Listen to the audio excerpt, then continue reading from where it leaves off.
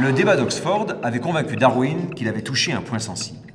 Peut-être pour cette raison, il a attendu une dizaine d'années avant de publier L'ascendance de l'homme. Dans ce livre, il affirme explicitement le cousinage entre l'homme et le singe.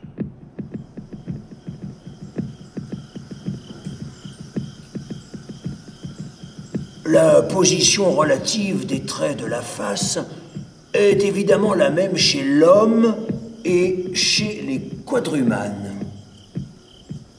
Les diverses émotions se traduisent par des mouvements presque identiques des muscles et de la peau, surtout au-dessus des sourcils et autour de la bouche.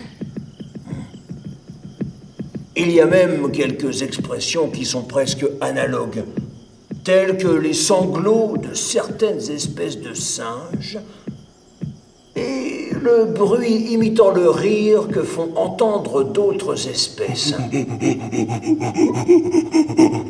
Actes pendant lesquels les coins de la bouche se retirent en arrière et les paupières inférieures se plissent.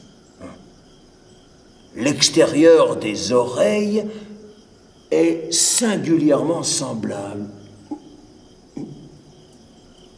L'homme a un nez beaucoup plus proéminent que la plupart des singes, mais nous pouvons déjà apercevoir un commencement de courbure aquiline sur le nez du gibbon Hoolock.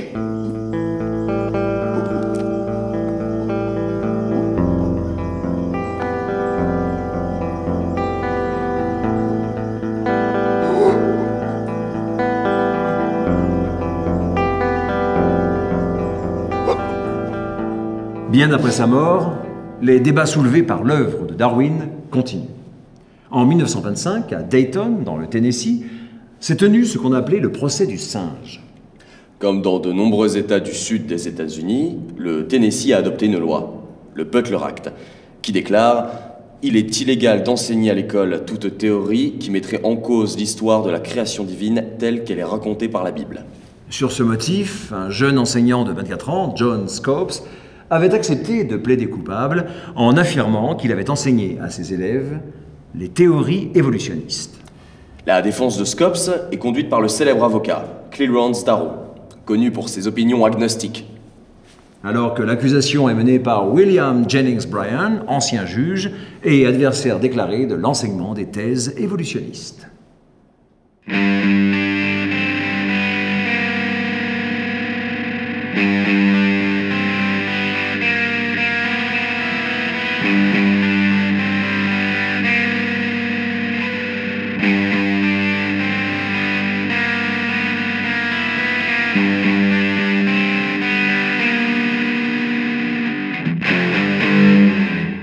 Monsieur Darrow, il n'est pas acceptable d'apprendre à nos enfants que l'homme, une simple espèce de mammifère, si on suit votre cher Darwin, ne descendrait même pas d'un singe américain, mais d'un singe du vieux monde. Monsieur Darrow, tout ceci n'est pas écrit dans la Bible. Ce qui est écrit dans la Bible est à prendre comme c'est écrit.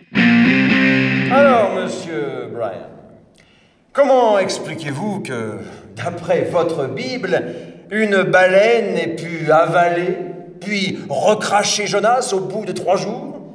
Que Joshua ait pu arrêter la course du soleil? Qu'à bord de l'arche de Noé, on trouve des poissons, alors qu'ils auraient pu aussi bien nager dans les eaux du déluge? Et enfin, qu'au 3e jour de la création, on trouve déjà des plantes sur la terre, alors que le soleil n'est pas encore créé? Vous n'avez pas le droit de vous en prendre au socle de notre civilisation!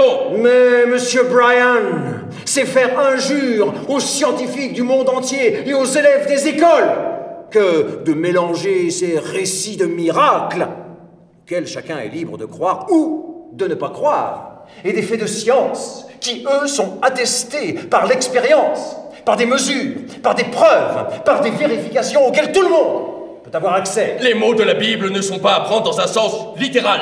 Dans ce cas, c'est une supercherie de les enseigner au même titre que des vérités scientifiques. Monsieur Bryan, une dernière question. Est-ce que les 6 jours de la création sont des jours de 24 heures.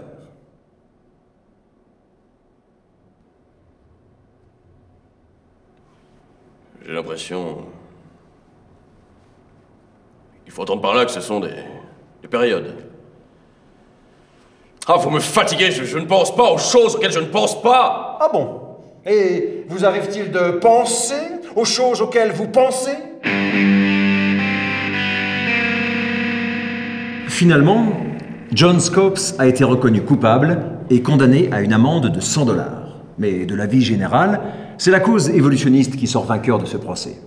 Au moment du verdict, c'est Scopes lui-même qui s'est adressé au juge.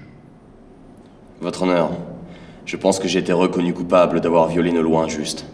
Je continuerai dans le futur, comme je l'ai fait dans le passé, à m'opposer à cette loi par tous les moyens possibles. Toute autre action serait une violation de mon idéal de liberté académique. Enseigner la vérité, c'est garanti par notre Constitution, de liberté personnelle, de liberté de croyance. J'estime que cette amende est injuste. De nos jours, pour la plupart des savants, il est hors de question de revenir à une vision créationniste de l'origine des espèces. L'avancée des connaissances, au contraire, confirme l'intuition de Darwin selon laquelle tout s'est fait sur de très longues périodes par des différenciations successives. Pour autant, la question de l'évolution, elle aussi, évolue.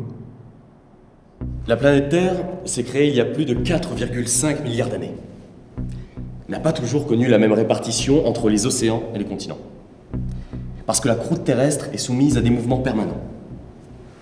Des plaques tectoniques se déplacent les unes par rapport aux autres. Certaines se séparent, d'autres rentrent en collision et forment des chaînes de montagnes. Ces phénomènes sont souvent très lents, mais ils ont une grande influence sur les climats de la Terre. La biodiversité subit des modifications incessantes. Les espèces s'adaptent, évoluent, apparaissent ou disparaissent. Au tout début de la vie sur Terre, il y a eu l'apparition d'une première cellule que certains ont baptisée Lucas. Ce serait l'ancêtre commun le plus ancien de toutes les espèces vivantes, animales ou végétales. Après 1,5 milliard d'années, un nouveau type de cellule, plus complexe, est apparu. Toutes les informations génétiques y sont contenues dans un noyau. Les premières formes vivantes prolifèrent dans les milieux aquatiques. Éponges, méduses, trilobites, oursins, crustacés, les premiers poissons.